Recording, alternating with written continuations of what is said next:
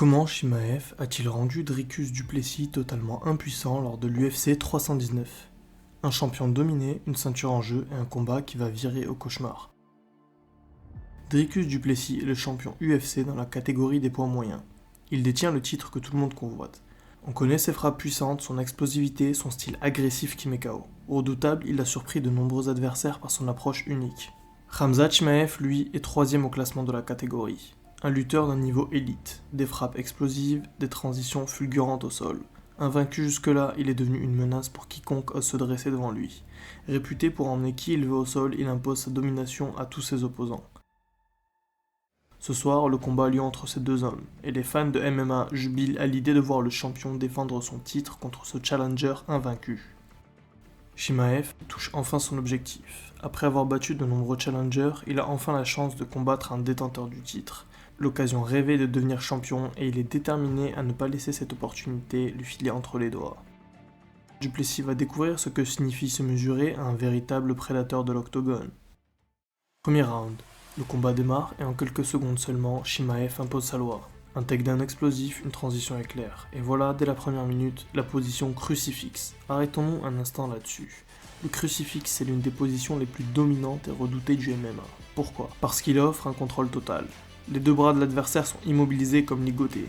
Parce qu'il expose la tête et le corps à des frappes libres sans défense possible. Parce qu'il n'existe que peu d'échappatoires. Et enfin, parce qu'il écrase mentalement. Être piégé, incapable de bouger, c'est une torture psychologique. Du Plessis comprend qu'il est coincé. Alors il choisit la survie, encaisser, se protéger, attendre que Chimaev relâche la pression. Mais c'est une erreur, car cette position est encore plus épuisante pour celui qui subit. Chimaev le sait, il frappe sans chercher le chaos. Des coups petits certes, mais incessants. Il accumule le volume, gagne des points et surtout il laisse le champion s'épuiser. Fin du premier round. Chimaev sourit, sûr de son plan. Dricus du Plessis sourit aussi, mais son sourire cache un constat. Il a survécu certes, mais il a été inexistant lors de ce round. Deuxième round. Debout, du Plessis manque d'agressivité. Sanction immédiate, nouveau takedown. Cette fois, il donne volontairement son dos pour éviter le crucifix, mais encore une fois, il choisit la passivité. Chimaev verrouille, contrôle et frappe. Coup de poing, coup de genou dans la cuisse. Pas de frappe décisive, certes, mais une domination totale. Encore un round qui s'échappe. Chimaev sourit. Dricus, lui, commence à effacer le sien.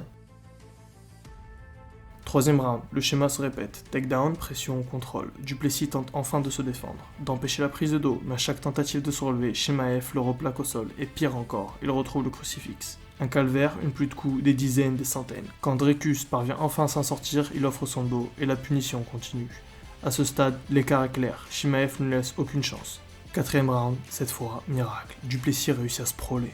Le sprawl, c'est la meilleure défense contre un lutteur lorsque celui-ci plonge dans les jambes. Le souci, c'est qu'il commet une erreur fatale. En relâchant la pression, il tourne le dos à Chimaev, et face à un lutteur qui n'arrête jamais d'avancer, c'est une condamnation. En une fraction de seconde, Chimaev reprend son pressing, toujours collé, toujours étouffant, et il réussit un deuxième takedown immédiatement après s'être fait contrer. Alors pourquoi ça passe une deuxième fois d'affilée? Dricus est loin d'être bête, il est simplement tombé dans le piège, tendu par Khamzat. Le jab. Du Plessis pense que l'échange repart debout, alors il réagit au striking comme il le faut. Rencontre exactement la bonne réponse, mais uniquement si c'était réellement un échange en boxe.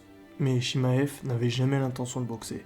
Son jab n'était qu'une feinte, il est déjà au contact, prêt à arracher le champion du sol. Quand Du Plessis s'en rend compte, il est déjà trop tard. Le scénario se répète, prise de dos, contrôle total. Encore une fois, Chimaev dicte chaque mouvement. La domination est telle que l'arbitre, à 1 minute de la fin du round, choisit de le relever pour offrir une chance supplémentaire au champion. Mais rien n'y fait, quelques secondes plus tard, le combat retourne au sol et le round appartient encore à Chimaev. Dernière reprise, cette fois, Dricus du Plessis change enfin d'attitude. Il n'attend plus que Chimaev impose son jeu, il avance, plus agressif. Résultat, Chimaev est ralenti. 20 petites secondes où l'on se dit, peut-être qu'un espoir existe. Mais Khamzat réussit un énième takedown. Le même schéma se répète encore et encore depuis 5 rounds. Chimaev alterne entre crucifix, prise de dos et takedown, avec un cardio entraîné pour ce genre de style. Du Plessis réussit pour la première fois à reprendre une position dominante au sol, mais le miracle ne dure pas. Chimaev le renverse aussitôt, implacable. Toujours la même pression, toujours le même contrôle. À 1 minute 30 de la fin, l'arbitre décide de relever le combat, une dernière chance pour le champion. Du Plessis se jette alors dans l'échange. Il touche enfin Chimaev, se permet même le luxe de défendre un takedown avec une projection de judo, prend son dos, le public retient son souffle. Mais l'horloge tourne.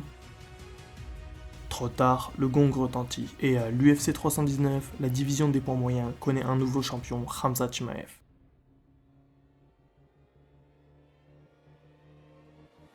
Dricus du Plessis a fait un choix, ne pas se faire terminer, tenir jusqu'au bout, mais ce choix, il ne le savait pas encore, c'était aussi celui d'abandonner son titre, car face à Chimaev, survivre ne suffit pas. Nous avons vu un Chimaev différent, plus posé, plus patient. Il n'a pas cherché à tout prix le finish, et c'est là que réside le danger. Parce qu'au lieu d'un chaos brutal, il offre une forme de cauchemar, une domination totale, sans la moindre échappatoire. Si vous acceptez de rester entre ses griffes, alors vous avez déjà perdu.